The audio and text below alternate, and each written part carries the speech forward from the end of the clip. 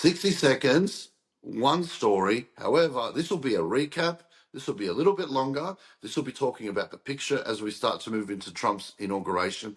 And I want to connect a few dots for you. I want you to like it. I want you to share it. I want you to comment. And I invite, if you disagree with me, reply on a comment, reply on a video, call me, whatever you like. It doesn't hurt my feelings. But make a point and it will be left there in the comments. Make some dumb statement and it won't. Now, here's what I want to say. I began thinking this about 5 years ago when I learned more about the Chinese side. I'd studied it at uni and I knew a little bit about Russia, studied it myself a little bit, and I could see the lies that were just brewing. And there was certain war crimes done in Afghanistan by my government. It was done a lot of work to get it to the public, and the public didn't care. It was horrible to see. And I watched certain things happening that I won't go into here. And I started coming up with a saying that I will tell everybody that I knew, obviously not online. And I would say, if we were in a fascissimo, would we know? And the answer was no, we wouldn't. And I mean, that's the thing, yeah? That's how come it happened in Germany, it happened in Italy, it happened in Japan. The people don't know. They're washed into it. Okay, so let's look at what's happened now. And as Trump takes in office, we're going to look at, I'm certainly looking at it hardcore. Is he trying to arrest this trend, or is he leaning into it and just taking it to a different direction? This is important because have a look at what happened with that the guy in the press gallery getting thrown out. That was a White House briefing through this Department of State. And he was a credentialed journalist who's an Arab American citizen.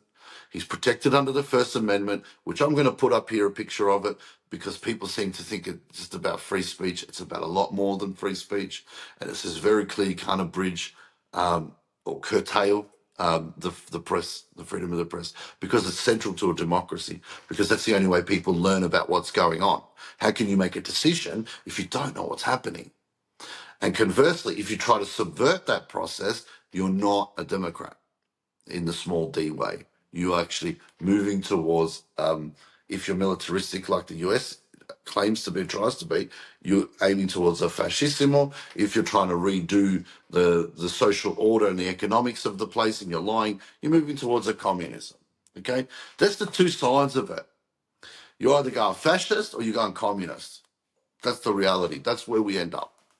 Okay, so let's have a look at what happened. They drag that guy out. He's a 60-year-old man, 4 burly guards. They throw him out, completely illegal, against the Constitution, against the spirit of everything. If you go and want to see a comparison, go and watch time after time Russia.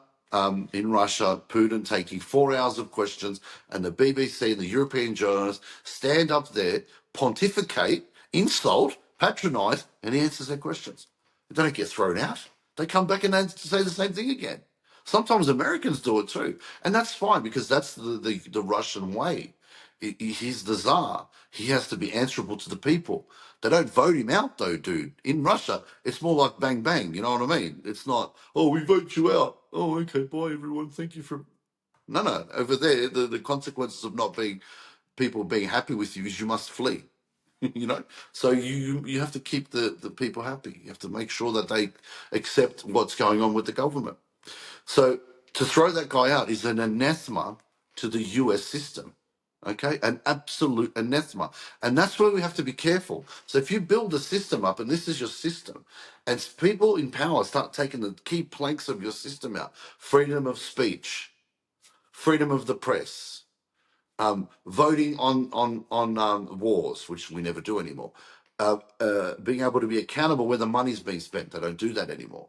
Having a say in the policy, the foreign policy. Having respect for popular opinion. They don't do that anymore. So these things are getting pulled apart. So I believe they're on the road to fascism in a very real way.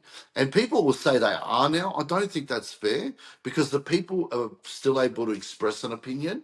We're at the stage where the people express an opinion and the government cares little for it, which is not, I wouldn't say that's a fascism. It's on its way, but to be a pure fascism, the people have to come with the idea of this past glory, militaristic, world domination, Here's the symbols. We all got to do. We're better than everyone. We got to make sure the world has order. So we're going to fix it up, which is not a German idea.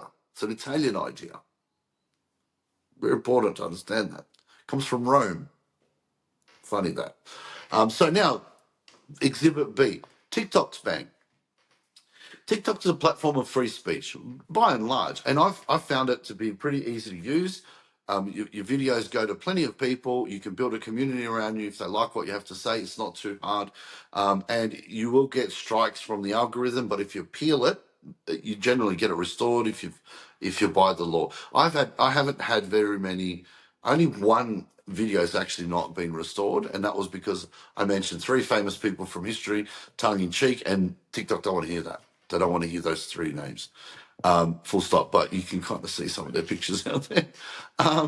So that's the thing. So cut out free speech, cut out the ability to communicate between countries. See, that's what it's about. The fact that I can speak down the camera and I can do a Nigerian story and a Nigerian person can give me more information and then I can do another Nigerian story and people spread the information around. It's very hard for the American empire to dominate the world globally in the way that they do and the way that they did to defeat the Soviet Union. And I believe they defeated them. Yeah, absolutely. But the difference between today and then is they defeated the Soviet Union culturally by being cooler, by being freer, by having better music, by young people wearing jeans and wanting to sort of get out of the system, by pressuring a very repressive system, right? Now we're learning that those systems in other countries are not repressive at all, and we're getting repressed. And that is getting very obvious with TikTok. So they shut it down. That's the next one, right? Now, I want to tell you something. In March 1933, the Germans did book burning through the students, okay? This is the same thing. What was book burning? It's trying to destroy ideas that go against the ideology. The US do this culturally. This is what's very scary because I've experienced this personally. I've jumped on a live. I've been asked questions that are weird. I've been age, pronouns. Are you serious? Can't you hear my voice? And race. Now, race is a construct that I don't agree with, especially the way they put it. So I say Greek Australian. It sent them crazy. And then I said to them, I'm sorry, guys, but no other country really does this, where we classify on a colour. They go, but are you white passing, though? I said, well, I don't know what you mean by that. We don't really classify like that in my country. And I got booted, and then I could hear what they were saying still. And they're saying, I don't believe that anybody else, nowhere else does this. I don't believe that at all. And they just weren't having outside that paradigm. And that is the supposed left, but they're not the left. Because the left cares about workers, see? The left always cares about workers. They're not the left. There's something weird. They're more like a proto-fascism. Something like the Theban army, if you know anything about the Theban army, LGBTQTI plus army, that's probably what they're sort of trying to get to. Some kind of rainbow fascissimo, Can you imagine that? Dun, dun, dun, dun, dun, dun, yay! Fascissimo, but it won't be like these undertone colors with black. It'll just be rainbows and blue hair and something like this. But that's a bit of a joke. But we have to be very careful because that's what this is. Censorship is the book burnings were not about burning books. It was about getting rid of ideas that contradicted the ideology. And this is the point that the AfD leader made very well. Because in Germany, they each side wants to pin the German period in the 30s on the other side. And she made the point, you're the one censoring people and forcing them to have an ideology. And if they don't agree with it, you cancel them. That's the same. So we have to be very careful now. The US is really in that space. They're very paranoid about the outside. They're almost a hermit kingdom in terms of their level of misunderstanding of the world. And they have an out of control military that's losing. This is a recipe for a fascismo. All they need is a debacle and they'll start to get really paranoid. And I really believe that the Chinese and Russian leaders, the leadership group, understand this because they understand history. They don't want to create a nightmare in the US. And a major military defeat will create a nightmare in the US, in my opinion. But we'll wait and see to see what Trump has to say.